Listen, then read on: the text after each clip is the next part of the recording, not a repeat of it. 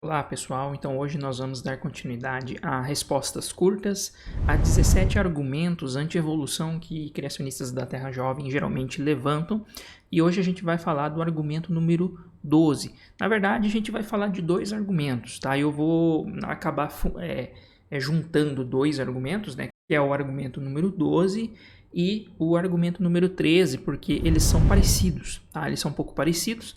Então eu vou juntar os dois numa questão só, eu vou ler eles aqui e a resposta do Futuyma e depois eu vou fazer os comentários. Então vamos lá. O número 12 diz assim, ó: se a evolução gradual ocorreu, né, deveria haver, ou melhor dizendo, não deveria haver lacunas, né, no fenótipo entre as espécies. Seria nas características visíveis, né, que a gente consegue ver das espécies. E a classificação seria impossível, tá?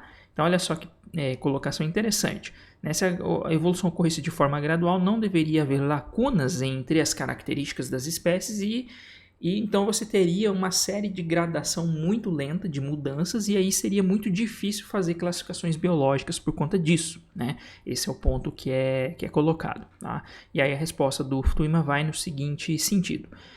Muitas diferenças entre os organismos estão conectadas por espécies intermediárias, e em tais casos a classificação em taxons, né, superiores é sem dúvida um tanto arbitrária, né? Em outros casos, as lacunas existem porque a extinção de formas intermediárias.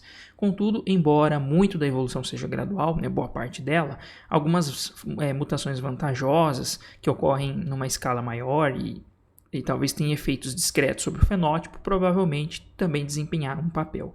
Bom, se a evolução foi ou não inteiramente gradual, né, isso é uma questão empírica e não uma questão de necessidade teórica. Tá? Então a resposta do Futuyma, né, primeiramente ele coloca que sim, na verdade existe sim algumas lacunas, né, nessa evolução gradual e bom, essas lacunas elas existem justamente porque os processos, né, de preservação, formação de fósseis, eles não são completos, né? Então nem sempre todas as formas de vida que existiram na superfície do nosso planeta elas se preservaram, né? Então esse é o primeiro ponto.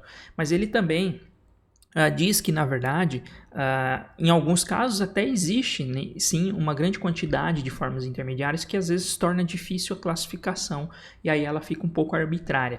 E, inclusive, se a gente pegar isso em pequenas escalas, né? Então, se a gente pegar numa escala menor de tempo, a gente tem os exemplos, né? Como a gente já fez aqui lives no canal falando sobre especiação, por exemplo. Então, tem casos de especiação que a gente observa ocorrendo hoje, né?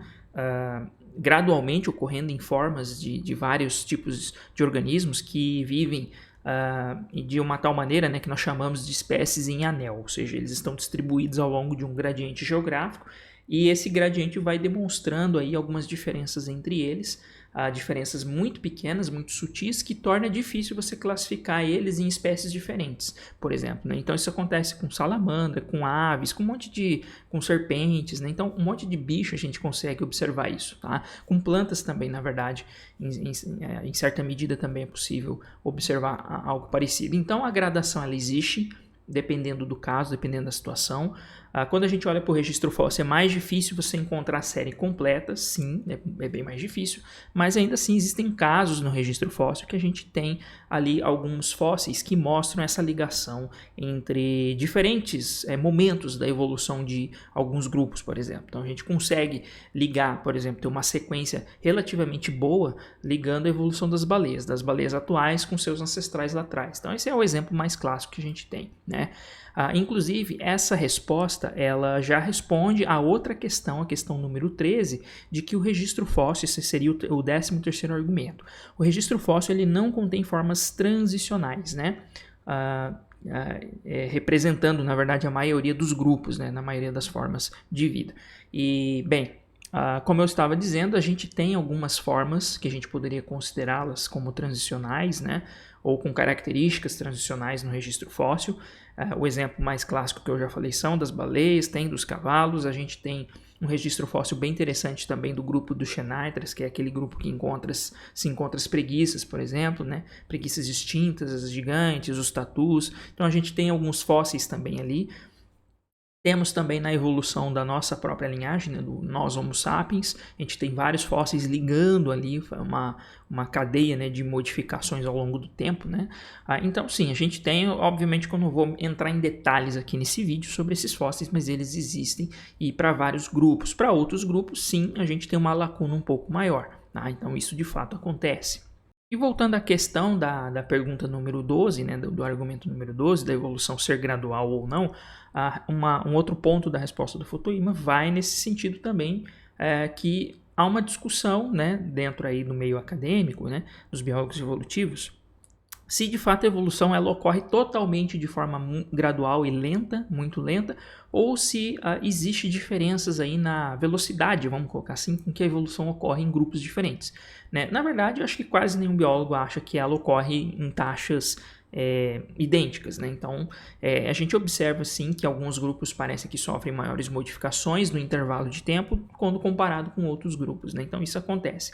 Existem outras hipóteses também que são debatidas aí, né, a respeito da macroevolução, como por exemplo a teoria do equilíbrio pontuado, do Stephen Jay Gould e outros autores, né, mas eu não vou entrar no mérito aqui, né, para esse vídeo não ficar muito longo, até porque senão aí foge do propósito, né? A ideia era dar respostas curtas, né, mas então nenhuma dessas colocações aí que foram feitas, né, que são feitas pelos criacionistas, né, da evolução gradual, se ela ocorresse, então deveria haver muitas formas de gradação ali e isso ia tornar difícil a classificação. Né, isso não procede porque nem sempre a evolução vai ocorrer da mesma forma em todos os grupos, ela pode ser um pouco mais gradual em alguns grupos e um pouco mais rápida e em certo sentido um pouco mais abrupta também em outros grupos, né? Talvez mudanças podem ocorrer mais rapidamente em alguns grupos do que outros, então isso é algo que é discutido também, né? Então não necessariamente deve haver, né, ou deve ser esperado encontrar todas as formas intermediárias entre todos os grupos, por conta de todas essas questões que eu levantei, incluindo a própria complexidade da formação do registro fóssil. Tá? Aqui também é uma questão problemática aí. Mas em alguns casos nós encontramos uma série, né, de fósseis que ligam, né, vários grupos ali intermediários, tá? Então, entre um grupo mais ancestral e um grupo derivado, por exemplo. Então a gente tem alguns intermediários que é possível fazer essa ligação, tá? Então aí respondendo já duas questões em uma só, né, que inclui então a falta de fósseis de transição, né, a possível, né, falta de fósseis de transição, que também é um argumento muito colocado pelos criacionistas, tá? Mas é claro que não vamos dar muitos detalhes a respeito desses fósseis, isso vai ficar para vídeos mais específicos, quem sabe lives que eu possa tratar disso de uma forma mais clara, beleza? Então é isso, muito obrigado então por assistir esse vídeo e até a próxima.